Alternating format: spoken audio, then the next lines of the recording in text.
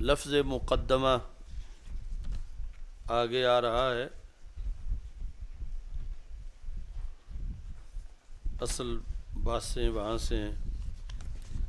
یہ درمیان میں ایک مطلب ہے 105 صفحے پر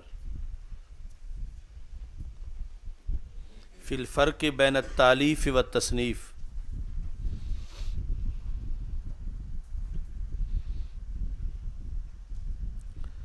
تالیف اور تصنیف میں فرق،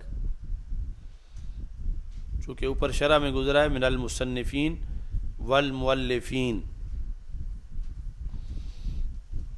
تو یہ اہم بات ہے جو ہر وقت تمہیں ذہن میں رکھنی چاہیے.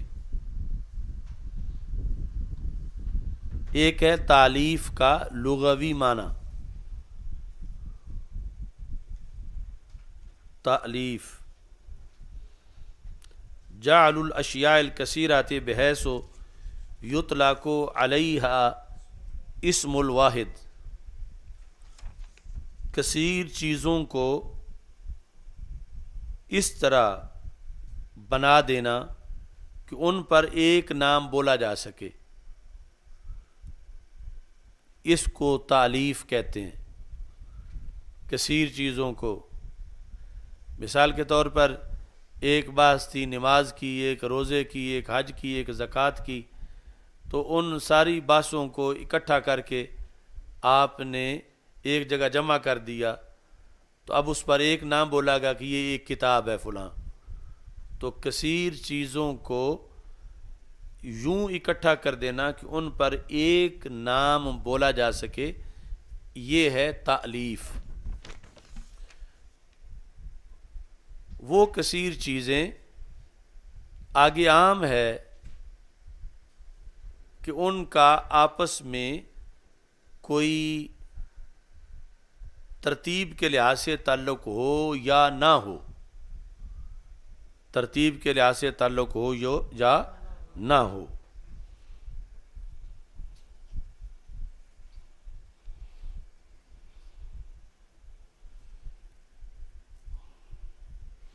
یعنی لغوی طور پر مطلقاً، اور اس میں یہ ہے مثلا گندم کاٹی ہے اور کاٹ کے ایک بروٹا اس کا اکٹھا کر دیا ہے، تو یہ بھی لغوی تالیف ہے، اگرچہ وہاں پر کوئی مناسبت نہیں ہے کہ کس ستری کو کس کے ساتھ ملایا ہے، کہ چونکہ عام ہے جس طرح بھی بغیر کسی ترجیح کے بعض بکھری ہوئی چیزوں کو اکٹھا کیا جا رہا ہے.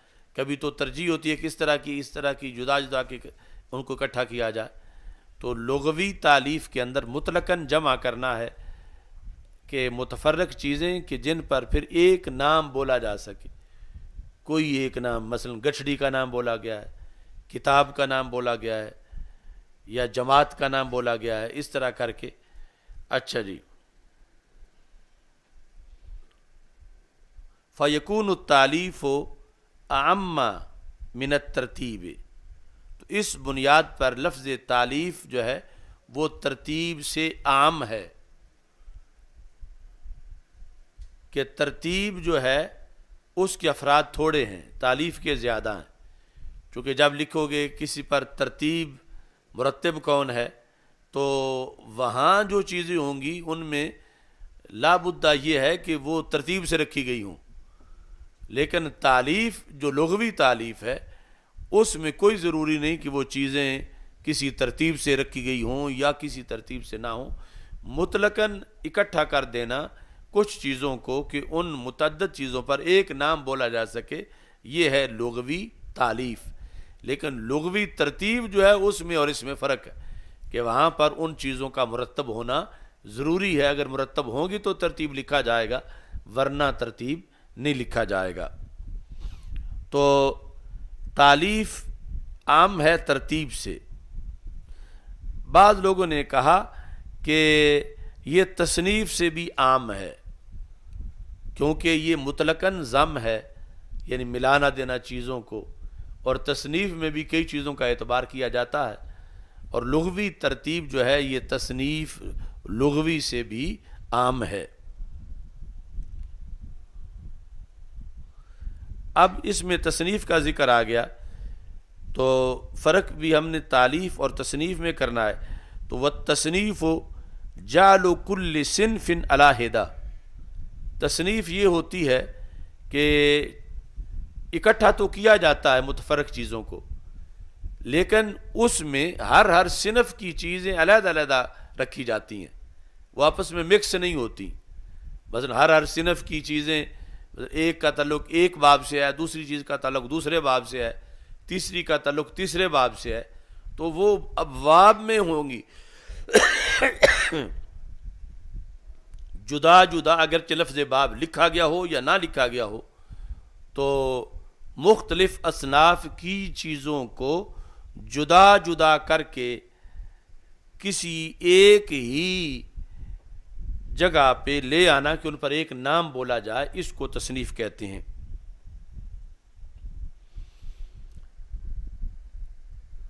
اب انہوں نے ایک اور فرق بھی بیان کیا مؤلف اور مصنف کا. پہلے کے مطابق تو یہ ہے کہ مؤلف یہ ہے کہ مطلقاً جو چیزیں جمع کر دے، خواہ ان میں کوئی مناسبت ہو یا نہ ہو، اور خواہ وہ ایک طرح کی چیزیں ایک جگہ میں ہوں یا بکھری ہوئی ہوں اس کتاب میں، لیکن اس میں اکٹھی ہو جائیں باقی کتابوں کے مقابلے میں، تو وہ مؤلف ہے. اور آگے اس میں ترتیب کا خیال رکھے تو پھر مصنف ہے. بعض لوگوں نے یہ کہا کہ المؤلف من یجمع کلام غیرہ، مؤلف وہ ہوتا ہے جو غیر کے کلام کو جمع کرے، یعنی جو کچھ اس کتاب میں ہے وہ اس کا اپنا نہیں، وہ مختلف لوگوں کا ہے اور اس نے ان کا کلام جمع کر دیا، تو اس بنیاد پر اس کو مؤلف کہیں گے. اور اگر اپنا لکھے تو پھر مصنف کہیں گے.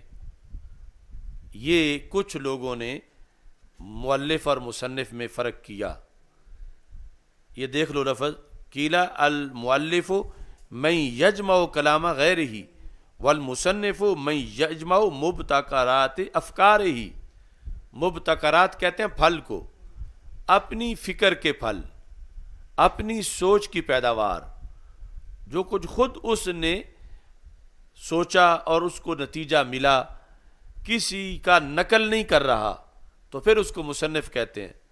اور اگر اور لوگوں کی بحثیں اکٹھی کر رہا ہے کسی موضوع پر تو پھر اس کو مؤلف کہتے ہیں.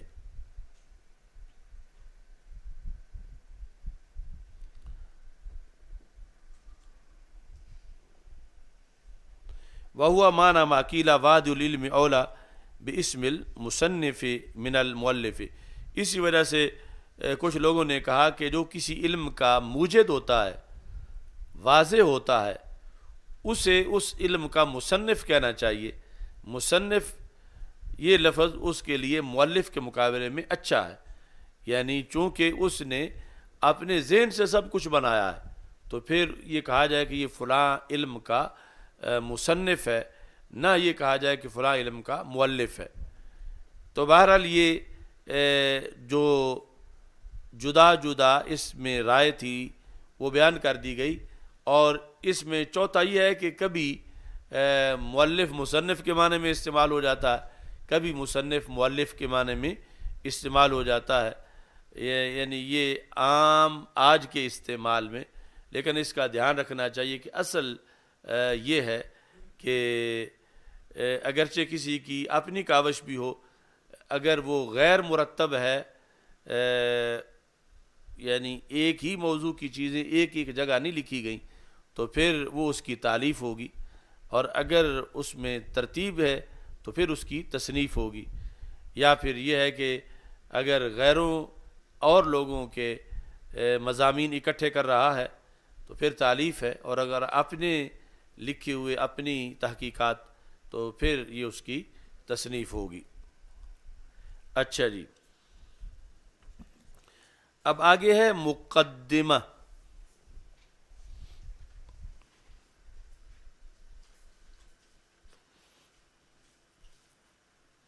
یعنی ویسے تو یہ سارا جو پڑھتے آ رہے ہیں یہ مقدمہ ہے فتاوی شامی کا، لیکن لفظ مقدمہ جو ہے وہ اب آیا ہے.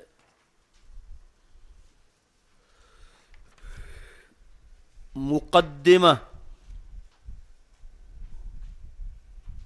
یہ جو دینی درسی کتابیں یہ ان کی خوبی ہے کہ یہ ہر لفظ جو استعمال ہوتا ہے اس کی تعریف اور اطلاقات استعمالات اس میں بیان کیے جاتے ہیں. بس دوسرا ہے مثال کے طور پر کوئی ایم اے بھی کر جائے اسے کسی نے نہیں بتانا کہ یہ لفظ مقدمہ ہے مقدمہ ہے یا یہ مقدمہ کا معنی کیا ہوتا ہے. وہ ایسے ہی چلے گا پرائمری سے لے کر.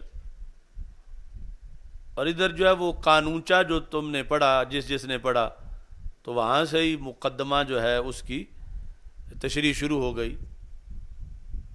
اب تعریف تو تمہیں آتی ہوگی نا.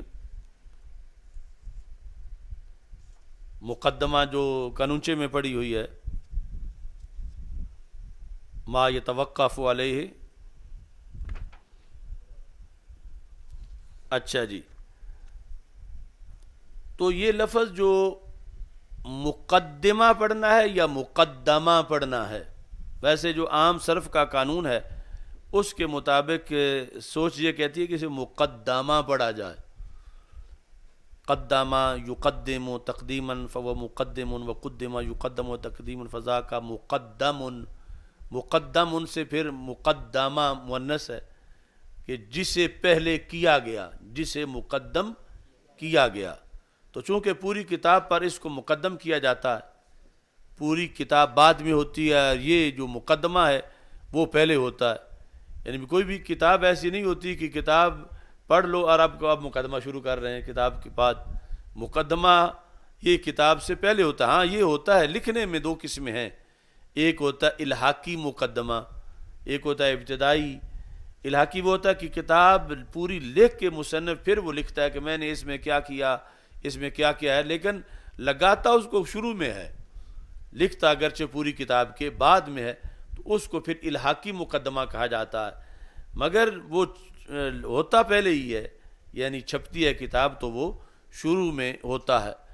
تو اب عام سوچ یہ ہے کہ مقدم کی گئی وہ چیز, وہ صفحے, وہ ورقے جو پوری کتاب پر جن کو مقدم کیا گیا ہے, تو مقدم کیا گیا ہے یہ تقاضا کرتا ہے کہ اس کو مقدمہ پڑھا جائے, مقدمہ.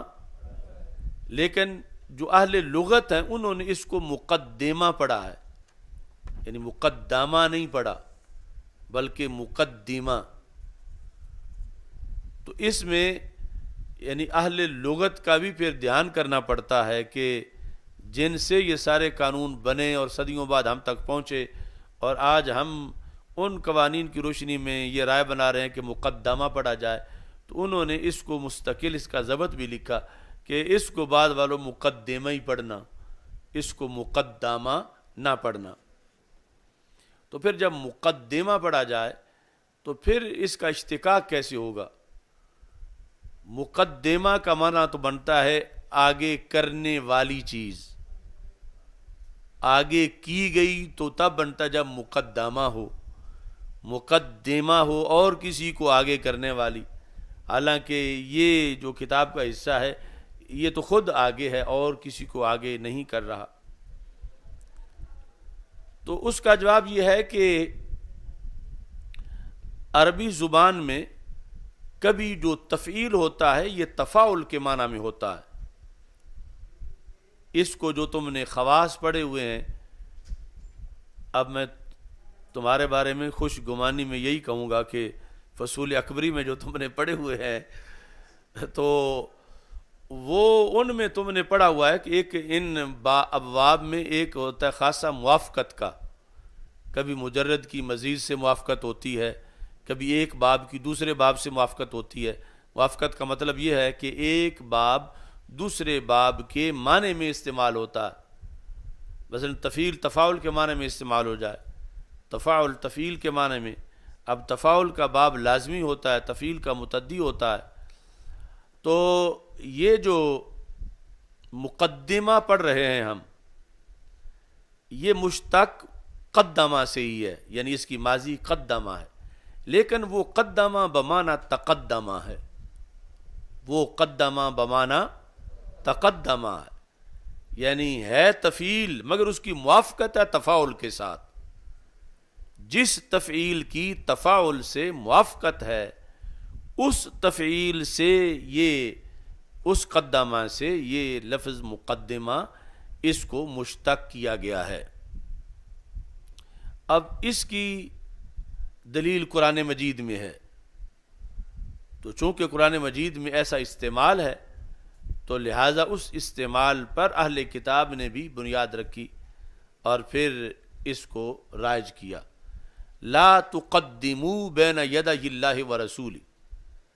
تو یہاں لا تقدموا بمعنی لا تتقدموا ہے. لا تقدموا باب تفعیل ہے لیکن معنی اس کا تفاعل والا ہے.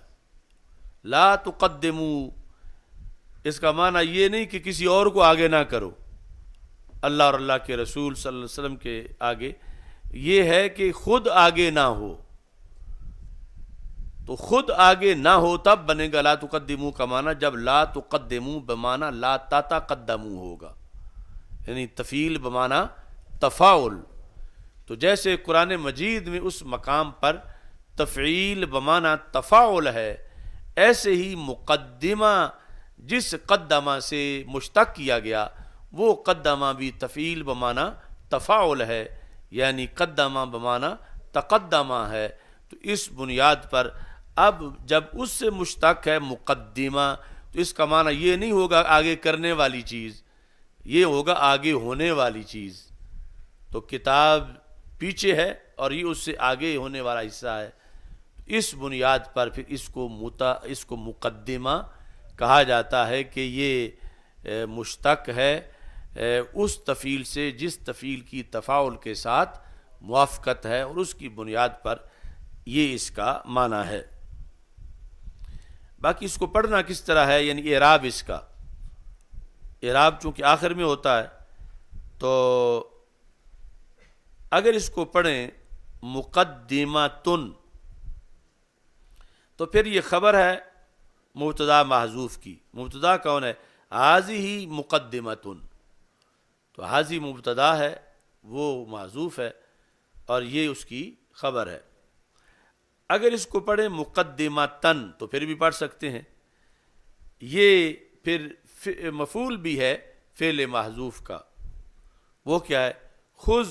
خذ مقدمتن، پکڑ لو مقدمہ. تو چونکہ خذ فعل ہے تو اس کو مفعول بھی چاہیے، تو پھر یہ مقدمہ مفعول بھی ہونے کی وجہ سے منصوب ہے.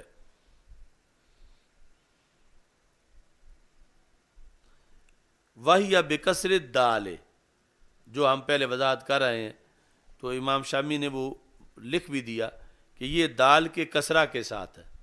دال کے تمہاری کتابوں میں تو دال کے فتح کے ساتھ لکھا ہوا ہے نا کہ کسرہ کے ساتھ ہے؟ ایسا ہی دال کے اوپر نہیں لکھا ہوا؟ اے ملنگ ہاں دیکھو شاہ صاحب نے بتا دیا دال کے اوپر زبر لکھی ہوئی ہے نا.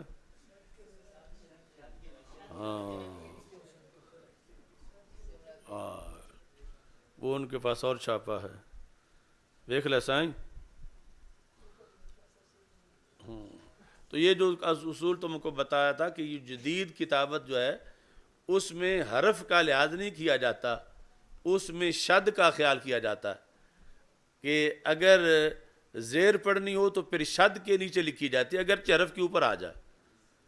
تو یہاں جو یہ چھاپا ہے جو فوٹو کاپی میرے چھاپے والی کروائی ہے جب دوسری، تو جو عربوں میں جو چھاپ کے آئے ہوئے ہیں ان میں یہی ہوگا کہ دال کے اوپر زبر ہوگی اور وہ زبر شد کے نیچے ہوگی. تو اب اس کو پڑھیں گے مقدمہ. سائیں ٹھیک ہے؟ ہاں یہ باہر کیا لکھا ہوگا؟ کہاں کا چھپا ہوا ہے؟ یہی ہوگا کوئٹے کا یا پشاور کا. ہاں دیکھ یہ ادھر کویت ہے اور ادھر کویتا، تو اتنی اس کی مناسبت ہے اس کے ساتھ. کیونکہ عربی میں ٹے نہیں نہ ہوتی تو ایک دن یہ جو کوئٹہ والے ہیں انہوں نے اتنے ہی مالدار ہو جانا جتنا کویت والے ہیں. اصل میں یعنی بحری رابطہ ان کا موجود ہے، لیکن یہ اب ایسی غلطیاں نہیں کریں گے تو پھر ہوں گے۔ تو یہ ہمارے جو پرانے پنجاب یا برصغیر کے چھاپے ان میں اسی طرح ہی ہوگا کہ لفظ معیار ہے، حرف معیار ہے، حرف کے نیچے لکھیں گے زیر اور اوپر لکھیں گے زبر۔ تو باقی جو چھاپے ہیں ان میں اگر شد نہ ہو تو پھر تو یہی طریقہ ہے، اگر شد ہوگا تو پھر شد کو دیکھیں گے، وہ معیار ہے۔ شد کے اوپر ہو تو پھر زبر پڑھیں گے، شد کے نیچے ہو تو زیر پڑھیں گے، اگرچہ جس حرف کی بات ہے اس کے تو اوپر لکھا ہوا ہے یہاں بھی اس کو، لیکن یہ زبر نہیں، یہ زیر ہے، چونکہ اعتبار جو ہے وہ شد کا ہے۔ اب کوئی سوچ رہے ہیں پتہ نہیں کی سن کے مرنا ہے دنیا تے، اگے بچپن تو لا کے یہ پڑھتے آئے ہیں، آج ہوں شدیں ہی بدل گئی ہیں۔ اچھا جی، تو مقدمہ یہ زمخشری کی کتاب ہے نا فائق، جس طرح حدیث شریف کی ڈکشنری آپ کو بتایا تھی النہایہ ہے، امام ابن الاسیر جزری نے جو لکھی 5-6 جلدوں میں، تو ایسے ہی یہ زمخشری نے بھی حدیث کی ایک لغت لکھی، تو اس کا نام ہے فائق، الفائق فی غریب الحدیث۔ غریب کا مطلب یہ نہیں جو یہ ہمارے عرف والا غریب ہے، مطلب یہ ہے کہ مشکل لفظ اس کو غریب کہتے ہیں، تو ان کے معنی اس میں لکھے گئے، تو وہاں یہ لکھا گیا فَيَا اسم فاعل من قدم المتعدی، یہ اسم فاعل ہے کس سے؟ قدمہ سے، وہ قدمہ جو کہ متعدی ہے، جو کہ قدمہ باب تفعیل ہے اور وہ متعدی ہوتا ہے۔ اے مقدمۃ، مقدمۃ من فاہمہا علی غیرہ لما اشتملت علیہ من تعریف الفقہ لغتا واصطلاحا۔ مقدمۃ، یہ اب قدمہ والا وہ جو تقریر پہلے میں نے کی ہے اس سے ہٹ کر یہ ہے، جو قدمہ بمعنی تقدمہ اس سے ہٹ کر یہ دوسری تقریر ہے۔ فَيَا اسم فاعل من قدمہ، یہ قدمہ سے اسم فاعل ہے، انہوں نے وہ پہلو یعنی جو موافقت والا ہے باب تفعیل کا تفاعل کے ساتھ اور قدمہ بمعنی تقدمہ ہے، اس سے ہٹ کر دوسری تقریر کی کہ یہ قدمہ سے مشتق ہے، اسم فاعل ہے، اور قدمہ کیا ہے؟ متعدی ہے۔ مطلب کیا ہے؟ اے مقدمۃن من فاہمہا علی غیرہ، مقدمۃن کا معنی کیا ہے؟ آگے کرنے والی، مقدم کرنے والی۔ تو یہ وہ ورقے ہیں کہ جو ان کو سمجھ لے اس طالب علم کو یا پڑھنے والے کو باقیوں پر یہ مقدم کر دیتی ہے، یعنی اس کو وہ سمجھ آ جاتی ہے جو باقیوں کو سمجھ نہیں آتی۔ تو یہ جو متعدی والا معنی ہے، یعنی کسی کو کسی پر مقدم کرنے والی۔ اچھا جی، مقدماتن، حاضی مقدماتن،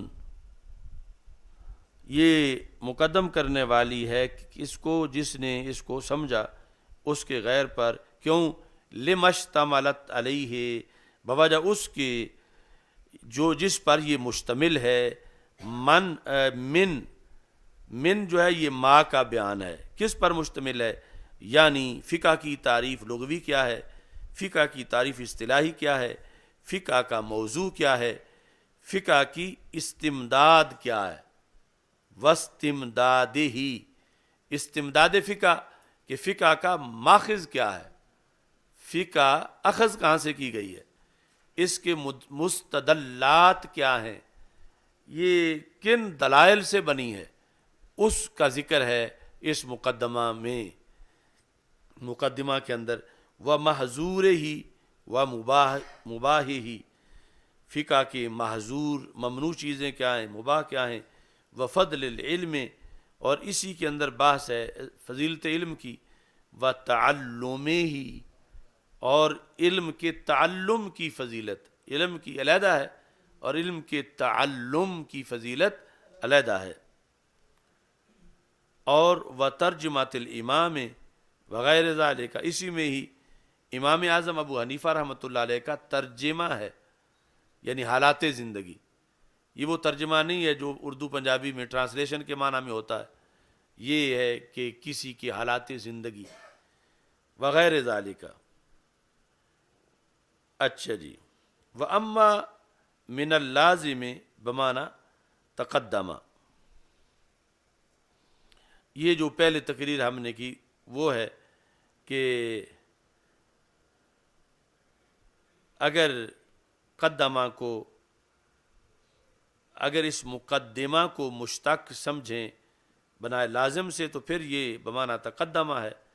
مطلب کہ اے متقدمہ تم بذاتہا علی غیرہا، پہلے تو منع کیا نا کہ کسی کو کسی پر مقدم کرنے والی، یعنی یہ مقدمہ جو پڑھ لیتا ہے وہ طالب علم اوروں پہ مقدم ہو جاتا ہے. اب کیا ہے، اے متقدمہ تم بذاتہا علی غیرہا، کہ جو خود غیر پر مقدم ہو، آگے ہو. وَيَجُوزُ فَتْحُ الدَّالِ اسم مفعول من المتعدی، اور اس میں فتح دال بھی جائز ہے، یعنی غلط نہیں ہے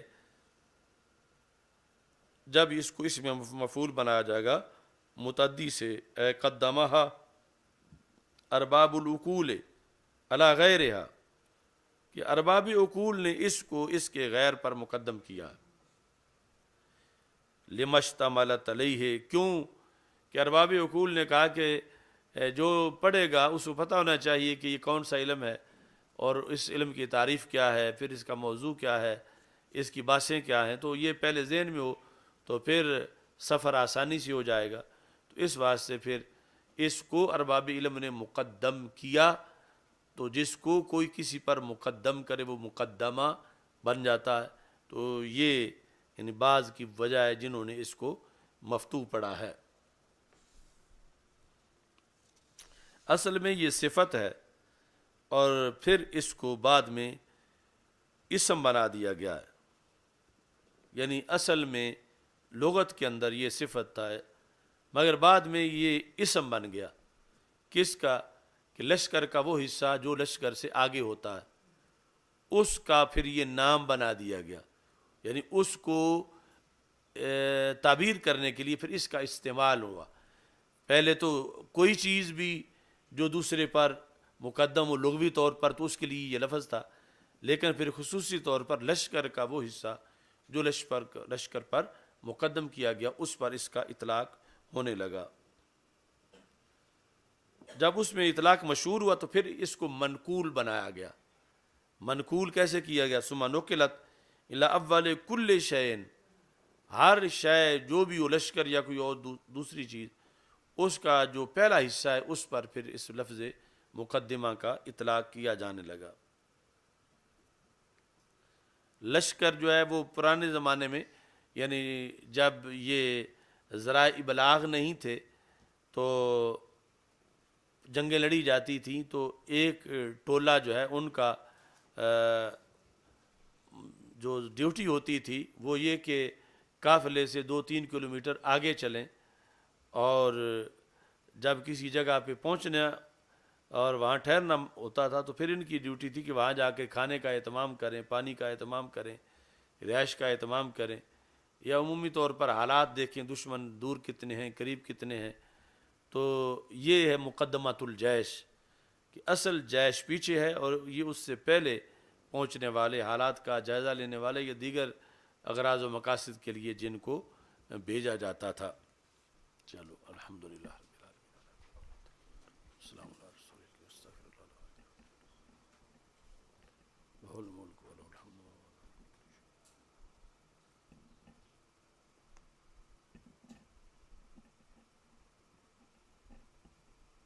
صلی اللہ تعالی علیہ